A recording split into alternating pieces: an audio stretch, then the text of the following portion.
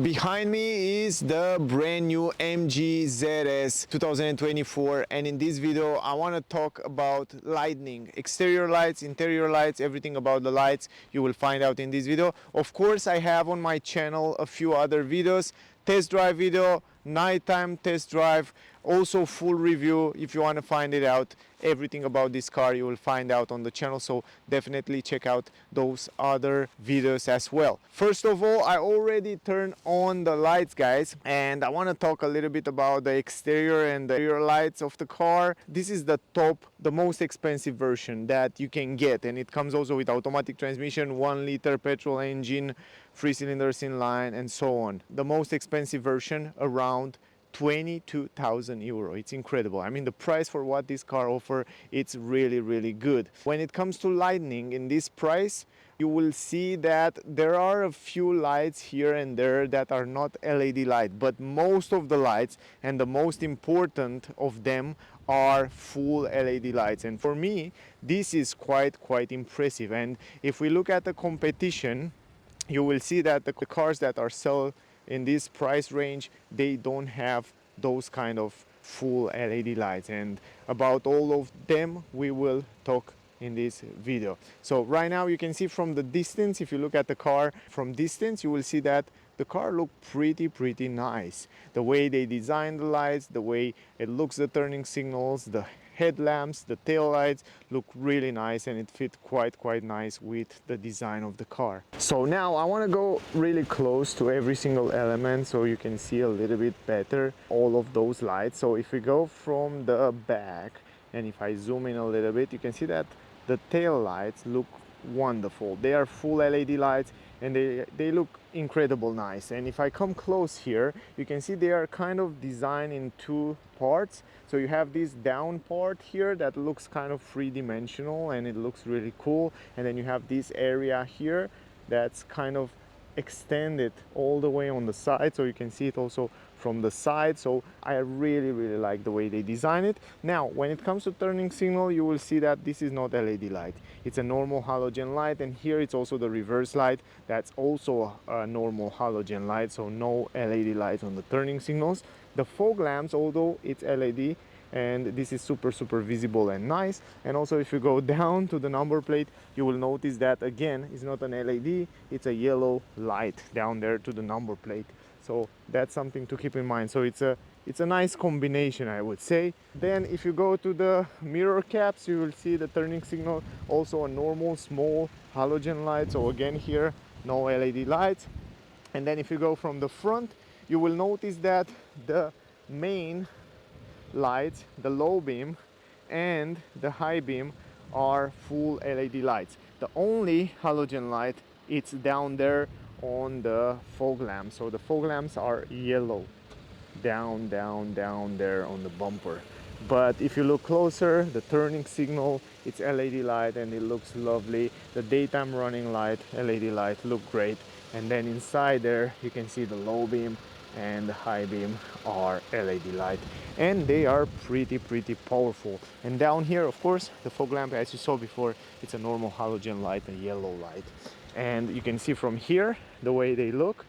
And if I open the door and go inside, I can show you also the high beam.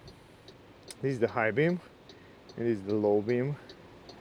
High beam, low beam, they are pretty powerful in the nighttime, so the visibility is quite fine. I wouldn't worry. I drive the car tonight, and it was just perfect. At least for me, was more than enough. Open the trunk, and here you will find out that you have only one yellow light on the right side, but it's so powerful that you have more than enough visibility inside here to move your stuff around. So yeah, it's quite fine. Now going inside, now on the rear, you will again notice that you don't have any light here up on the roof. I mean, the only lights on the rear are right here on the buttons for the windows. So that's something to keep in mind.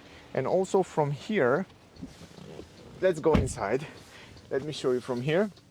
From here you will see that there in the front you have two big huge LED lights that illuminate the front part in a big way. So it's so bright down there, so you can see everything so clear and so perfect. So those lights are just fabulous. If it was another light here, a LED light up here in the back, I think was just perfect, because if something fall on the ground or something like that, you couldn't find it. And also this is an SUV, probably you have your family or kids there, and maybe in the nighttime something will fall down. It's not a big deal because you have your phone with the lights, but yeah, it's just, I'm just saying.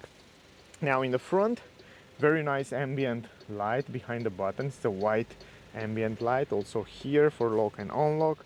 And you don't have any light on the footwell, so on the pedals, but you have this background white light behind the buttons that looks really cool. And overall, I think it's a very pleasant light, and more than enough for whatever you want to do. Now I can turn off this light, and I can also turn off this light so you can see a little bit better right now all the ambient light while you're driving. I can go also a little bit backwards so you can make an idea. This is the way it looks. Also here on the steering wheel, the same story, the same white background light. Very nice, very visible, and it gives you a nice ambient inside the car. Then you can see the digital cockpit that looks really nice. Also in the nighttime, I like the fact that it's darker, so in the nighttime doesn't bother you too much. And then you have the low beam outside, you can check it out, and this is the high beam. So this is the way the lights are looking like. Again, from here, high beam and low beam.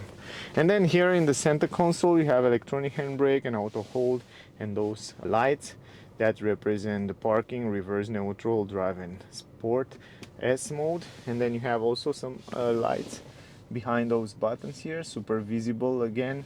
And then you have also background lights behind those physical buttons, shortcut buttons for the multimedia, that are super useful.